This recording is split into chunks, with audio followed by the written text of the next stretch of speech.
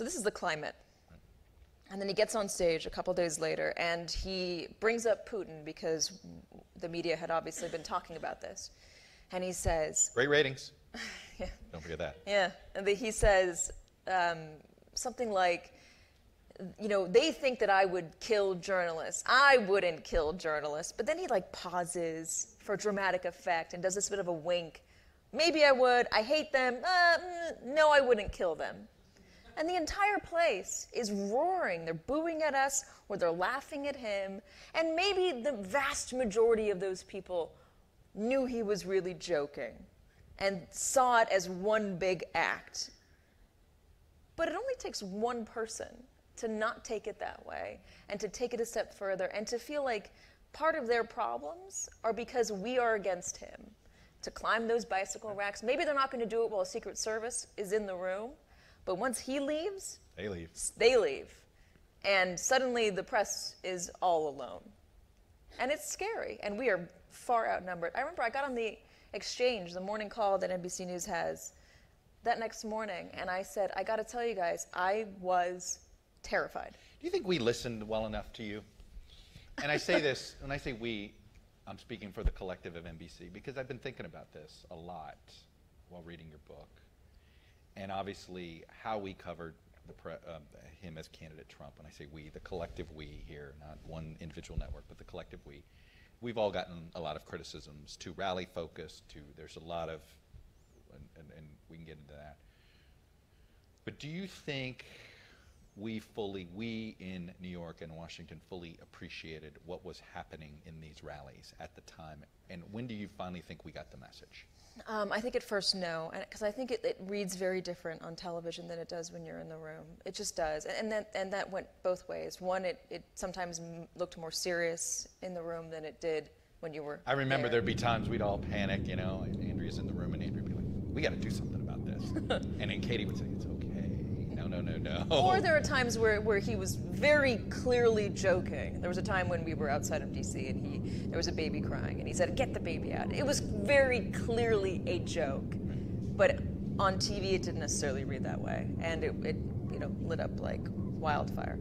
On the other side, sometimes the room felt much more threatening than it did on television. NBC figured it out, and so did all the other networks. When they should have. And a lot of us had security on the campaign trail, which is, I guess, extraordinarily unusual. It's beyond extraordinarily unusual. I mean, this is not Secret Service putting an extra agent on the press pen. This was news organizations hiring separate security guards. Armed security guards. These were former Secret Service agents who would come with us wherever we went. And we got to know them really well. They're all incredible guys. And some women as well. And they would stand outside of the rallies with us and just keep an eye on things. They would stand outside of Trump Tower with us. I mean, if any of you happened to walk by Trump Tower and say hi to anyone in the media while we were standing out there, a lot, and you felt like some guy was trying to push you away, it was one of our security members because there was a real concern. And remember, put this into context. 2 journalists in Virginia were murdered on live TV. Live television, yep. About 2 Not that long ago. Yeah. Now, a year and a half, 2 years ago. It's going to be a weird lover's quarrel, but still. So it was a really scary time. Who would be, so he'd single you out.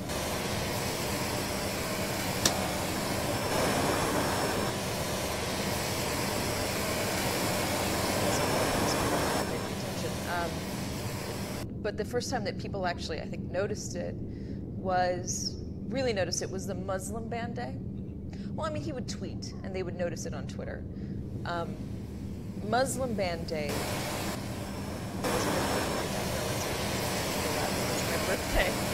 2015, I was at a Trump rally in New Hampshire, and he called me terrible. Anyway. Did somebody inform him? I don't think anyone told him it was my birthday, or maybe they did, and that's why he did it. Who knows? He didn't like the poll numbers that I reported about Ben Carson, as if I control the poll numbers. Anyway, but the Muslim ban day. This was December. Sorry, I have all these dates in my head. It's probably I sound like Rain Man. You should write a book and write it all down. Be able to get a good oh, right. That's what we're Yeah, exactly. December 7th, 2015. This is Pearl Harbor Day. Yeah. What better day to do the Muslim What better day to do the Muslim ban? Than on Pearl Harbor Day. And it was actually just a day that just seemed a little dull. President Obama gave a speech the day before about terrorism. San Bernardino had just happened a few days earlier, and he was addressing the country. And Donald Trump, I guess, wanted to come out much in just the opposite fashion of President Obama, really hard line. So he catches all of us off guard by announcing in an email blast that he would ban all Muslims from coming in the country. We had just a little color behind the scenes. When you're in Charleston, South Carolina, you try to eat as much food as you can because that is the culinary capital of this country. And we had just, Ali Vitale and Anthony Terrell, my producer, and I had just stuffed our faces at a great lunch place. And we went back to our hotel I smiled. I love the food. It's the best part of the whole trail. We went back to the hotel to... Not an accident, by the way, just a quick aside, that the longtime chief political writer of the New York Times was also one of their best food critics. The late The late Johnny Apple. Trust us, when you're all around the road, you start learning the local. That's what you do. The local haunt, and you certainly think you know what you're talking about better than most food critics. But anyway. I do. You should talk to me about food sometime. If you ever need a recommendation in Charleston, let me know. Anyways, we went back to the hotel to get a jacket. It was a rainy, miserable day, and Sopan Deb, who I think might be here, was there. He's a CBS embed. He was really great at tweeting the whatever Donald Trump said whenever he said it. Was sitting on his computer, and he gets this email blast before Ali Vitale and I do, and he just, like, his face just drops. He looked like a cartoon, and he, like, starts laughing awkwardly. What's going on? He said, oh, you'll get it in 6 seconds. So Ali Vitale and I are aggressively refreshing our email. Oh, my. And then it pops up, and it is this unexplainable statement. How do you explain what he is trying to do? And it was so broad at the time. The total and complete shutdown phrase? Total and complete shutdown of all Muslims entering this country. It was so broad, there was no detail. The campaign couldn't answer whether or not that meant Muslim soldiers who were deployed overseas, Muslim athletes who were competing overseas, Muslim citizens who might be visiting family overseas. Did that mean he was also going to deport Muslims? Nobody understood it. Long story to get to a short answer. So we go to the rally, and this is in the belly of a old World War II warship, and it's right outside of Charleston, South Carolina. A bunch of vets. We go up and down the line. Ali Vitale does interviews with everybody up and down the line, and tries to find anyone who might think that maybe this isn't a good idea. And the most that she could find in that immediate reaction was, this is before he took the stage, was, I've got to think about it. The rest of them said this was a great idea. Some went further, and an Iraq War vet said, it is an insult to all of those I served with to have any of them in this country. A better idea would be to ship them all back. So that was what it was like. And San Bernardino had just happened. Donald Trump was basically saying President Obama wasn't keeping you safe. He wasn't vetting people coming into this country. And the media is essentially complicit in this because we're not reporting the truth. So they're angry. They're scared. Proxy. Meanwhile, two random people, as far as the president is concerned, just tried to shoot up the San Bernardino. Yeah. I mean, let's keep reminding, this is the climate and the atmosphere and the concern. Yeah. And the proxy for all of that anger directed at, the proxy for the establishment, for the Obama administration, is this group of reporters who are pressed up in this press pen, which is smaller than usual, and this place is more crowded than usual. We're slammed up against a wall, but we're still in the middle of the room. We're surrounded on all sides. There's really no way to get out. And Donald Trump takes the stage, and he takes a long route to get into the Muslim ban, talks about his poll numbers, which he always started with, no matter the occasion. And, he was angry at me about a tweet I sent a couple days earlier. This may have been at the time when the campaign used to actually call me to complain about your tweets. Oh, did he? Yeah, I remember when we would get some of his minions that would do that too. If they weren't satisfied with complaining to you, they complained to me. She's tweeting. Well, they would, Hope Hicks would email me and say, Mr. Trump thinks your tweets are disgraceful. Not nice. That's what I wanted to title the book, actually. Not nice. But I got overruled. Unbelievable is a lot better. Anyway, she sent me an email a couple days before and said that, and he sent off these tweets saying that I should get fired, Soap and Deb as well. And, I mean, the waves of insults. You know what it's like when Donald Trump tweets you. Mm-hmm. When Donald Trump tweets you, it's like he awakens this. It unleashes, I guess what I'm trying to get at here and try to get you to share here, because it's very hard to share sometimes. It unleashes some demons. People were saying things to me that I didn't know that people would say in the English language. Yeah, I mean, saying things that I couldn't believe, but also threatening my life. There's one in particular that I'm thinking of, you know, we should kill them all, let's start with Katy Tur. Wait, I heard people gasp. That wasn't the first time you got a death threat. How many death threats? How often? I don't know. Right, you can't keep track of how many times. How many have you gotten? But that's the thing, right now, in this era, I don't have a hard number. I'm guessing you don't have a hard number.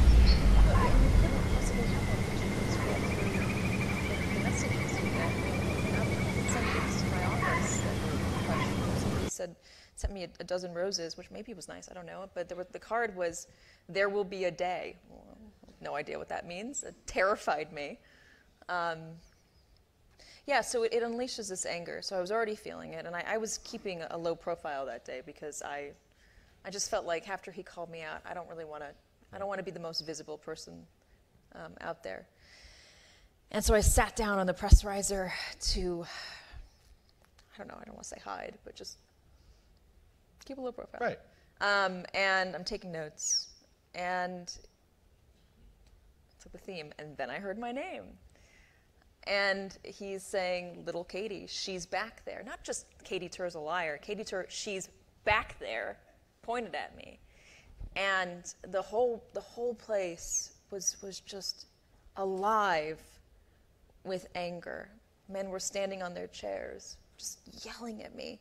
And one woman booing.